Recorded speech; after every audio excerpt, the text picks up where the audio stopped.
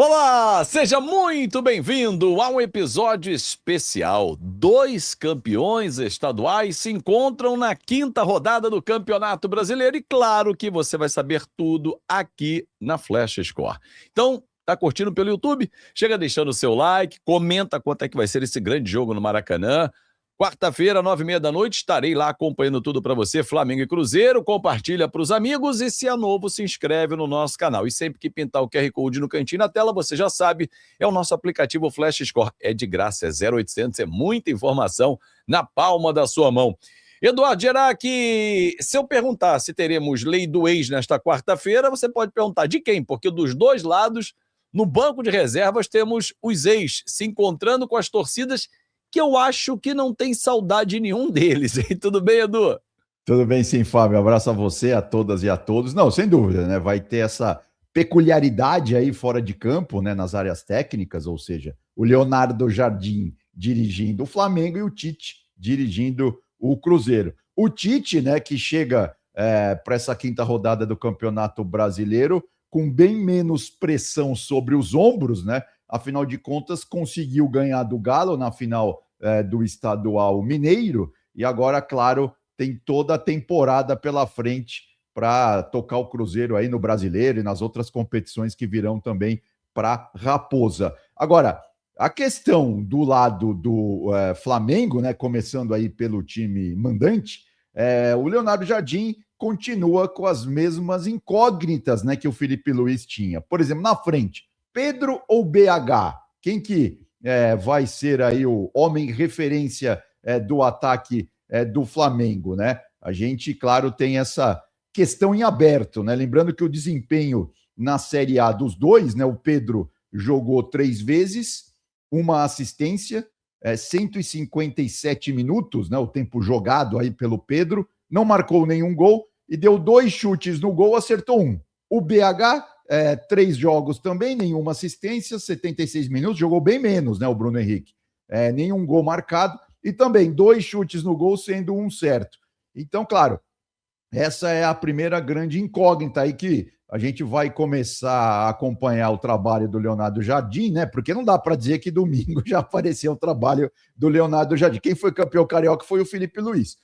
Mas, enfim, aí a gente vai começar a entender até que ponto ele vai... Por exemplo, contra o Fluminense na final do estadual, o Paquetá já não jogou como segundo volante, como ele estava jogando com o Felipe Luiz. Ele já jogou um pouco mais à frente, mais pelo lado direito. Essa é uma outra dúvida também que a gente vai começar a acompanhar agora nessa quinta rodada do Campeonato Brasileiro. E aí, Fábio, acabou também aquela coisa, agora tem o estadual e o brasileiro, agora é só o brasileiro daqui para frente, pelo menos nesse mês de março, né? Porque em abril já começa a Libertadores, Sul-Americana, enfim. Aí já começa a ficar mais apertado o campeonato, né? O calendário como um todo. Até porque, né, vale lembrar, Edu, que a corrida do calendário ela se dá muito por conta da Copa do Mundo, né? Então, até essa grande competição mundial, 18 rodadas do Campeonato Brasileiro vão embora, ou seja, um turno. Exatamente, 11 de junho, né? Começa a Copa do Mundo. Então, claro, vai ter jogo muitas vezes 2 por semana, né? Então é aquela coisa, o time tem que estar azeitado, porque 2 jogos por semana, ainda mais nesse nosso campeonato, que por enquanto está bastante embolado, 2 jogos você já muda muito de posição na tabela, né? Então, claro, todo cuidado é pouco. E aí também uma outra dúvida, né? Se o Leonardo Jardim vai manter aí os mesmos pilares, né, do Flamengo. A gente tem aí os jogadores que mais jogaram no Flamengo. Isso tudo são números da Série A, tá? Só os jogos da Série A. Lembrando que o Flamengo não joga há um mês pela Série A. A última partida foi lá em 10 de fevereiro contra o Vitória lá no Barradão. Então só esses 5 jogadores do Flamengo jogaram todas as partidas, né? O Rossi no gol, o Alexandro na lateral, o Eric Pulgar ali no meio e os zagueiros, o Léo Ortiz e o Léo Pereira. Então, assim, a parte defensiva do Flamengo tem aí, nessa nossa lista aí de 5, com o goleiro tem 4 jogadores, né? Então vamos ver se realmente o Leonardo Jardim vai manter essa base defensiva aí do Flamengo. E aí tem essa dúvida no meio-campo, se o Eric Pulgar vai ser titular, vai continuar sendo, melhor dizendo, né, titular absoluto desse meio-campo mais defensivo do Flamengo. O Paquetá, por exemplo, que você citou há pouco, ele entrou durante o jogo, mas entrou fazendo várias funções, inclusive terminou mais à frente, né, com a saída do Exatamente. Arrascaeta. E você bem destacou, Edu, é muito cedo ainda para dar a cara do Leonardo Jardim a esse time. Ele tem que aproveitar, e ele falou sobre isso pós-título, né, logo no primeiro jogo, na coletiva, que ainda tinha muito do Felipe Luiz, até que ele coloque a mão dele, o trabalho autoral, Leonardo Jardim, demanda tempo. Não, exatamente, né? Porque, por exemplo, se a gente considerar que o Pulgar vai se manter aí na titularidade, né, no meio-campo, jogando mais do lado defensivo do meio-campo, aí ao lado dele tem o Jorginho, por exemplo, né? Que também está voltando, jogou a final, inclusive, e aí resta saber, o Paquetá não vai entrar entre os dois, né? Ele vai ter que jogar um pouco mais para frente. Lembrando que ele começou com o Samuel Lino, né, pelo lado esquerdo, algo que o Felipe Luiz também não vinha fazendo com muita frequência, né? Então, claro, a partir agora desse duelo aí contra o Cruzeiro, né? Vai ser um jogo, claro, bastante interessante. A gente vai começar a entender aí, né? Como o Leonardo Jardim vai montar essa equipe do Flamengo. Agora, do lado da Raposa, né? Tem duas peças aí, Fábio, que continuam sendo importantíssimos aí para a equipe do Tite, né? E agora o Tite vai, aos poucos, vai ajeitando aí, né, um pouco mais a equipe do Cruzeiro. Uma delas, que já vem desde o ano passado, é o Matheus Pereira. Sem dúvida alguma, os números, né, nesse início de campeonato brasileiro, já mostra que ele é uma peça fundamental ali no meio-campo e também no ataque da equipe de Minas Gerais. São 7 finalizações, 4 na direção do gol, 2 gols, 180 minutos, né, para fazer um gol. Ele que é canhoto, né, fez os 2 gols com a esquerda, dribles completos, né? Ele tentou 10, acertou 5, ou seja, 50% aí de aproveitamento. Fez um gol dentro da área, ele que chuta muito bem de fora da área também, né? Fez um dos 2 gols dele no Campeonato Brasileiro, foi de fora da área. E ele que é o que mais cria jogadas, chances claras de gol para o Cruzeiro. Ele já criou 16, ou seja, ele jogou aí 4 vezes, né? Então você vê que ele realmente, a cada partida, ele é muito importante para o Cruzeiro. E cruzamentos de 21, ele acertou 6. Aí já não é muito a dele ficar cruzando. Isso conta, ele era o homem da bola parada, né? Aí conta também os escanteios, mas precisa melhorar aí um pouco esse desempenho aí, pelo menos nos cruzamentos, o Matheus Pereira, né? Ele, inclusive, que era o responsável pelas grandes jogadas do Cruzeiro no ano passado, né? Todas passavam pelos pés dele. Agora, o Edu, domingo a gente viu cenas lamentáveis, né? Protagonizadas por 23 brigões em campo. Será que os brigões do lado do Cruzeiro, e foram 12 expulsos, já esqueceram, então já mudaram a chavinha, viraram a página, ou aquela confusão ainda será que mexe no ambiente celeste? Bom, acho que é o mínimo, né? Eles não podem, tem que virar a página, esquecer aquilo, pedir desculpa, quantas vezes for possível, porque é um absurdo. Aquilo é uma cenas lamentáveis, né, que circularam o mundo. A imprensa esportiva, principalmente hoje, no mundo inteiro, né? Ontem, principalmente depois do jogo, né?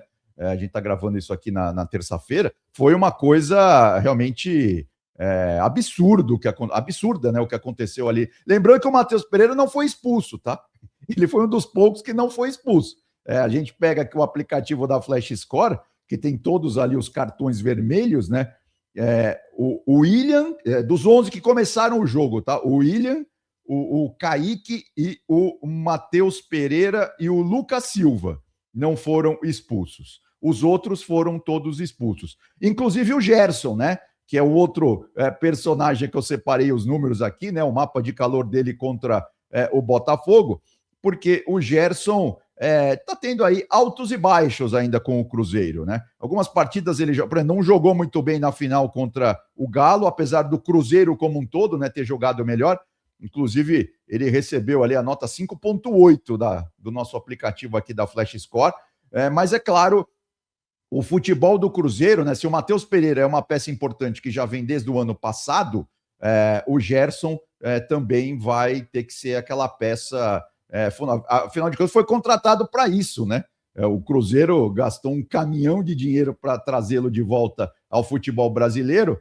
Então fica também essa dúvida, né? Se contra o Flamengo, se ele realmente vai começar a mostrar um futebol de um nível um pouco mais alto, né? Afinal de contas, ele tem jogado bem, mas também tem oscilado. Não é sempre, não, que ele tem demonstrado aí uma performance muito boa, não, aí no meio-campo do Cruzeiro. Ele que tem jogado mais pelo lado direito, né? O Matheus Pereira mais centralizado e o Gerson jogando mais pelo lado direito, apesar que contra o Galo, várias vezes ele caiu pelo lado esquerdo também. Então, assim, dá para perceber claramente que ele está tentando ainda achar um lugar aí nesse meio-campo celeste, né?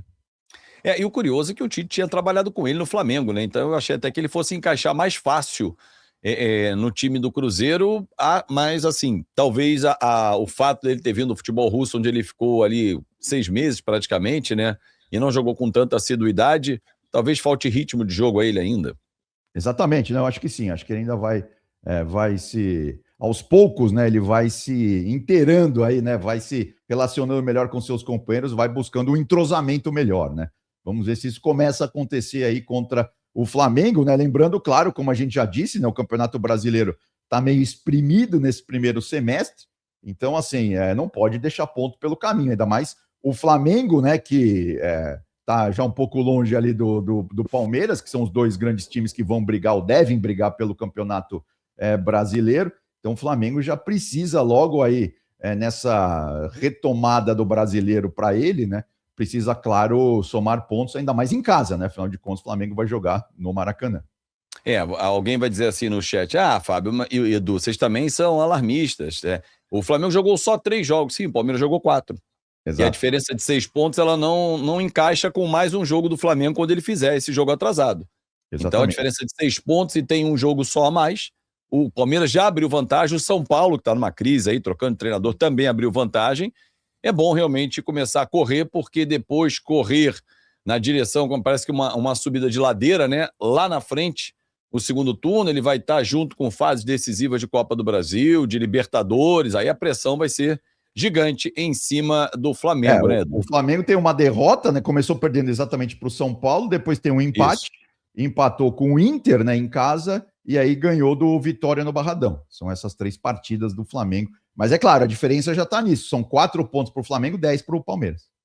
O jogo com o Mirassol, que foi o da 4ª rodada, esse jogo foi adiado em virtude da Recopa Sul-Americana. Fechamos, Edu? Fechamos sim. Então é isso. Estarei no Maracanã acompanhando tudo aqui na Flash Score. Forte abraço, Edu! Outro para você. Valeu, bom trabalho lá. Valeu, e convidando você também a acompanhar a nossa live, hein? Se você já está vendo esse vídeo aqui antes das 7 da noite, quarta-feira, tem live especial com todos os detalhes da 5ª rodada do Campeonato Brasileiro. A gente vai girar muitos narradores e estádios pelo Brasil, onde a bola estará rolando. Aqui na Flash Score é assim, você lê o jogo como ninguém.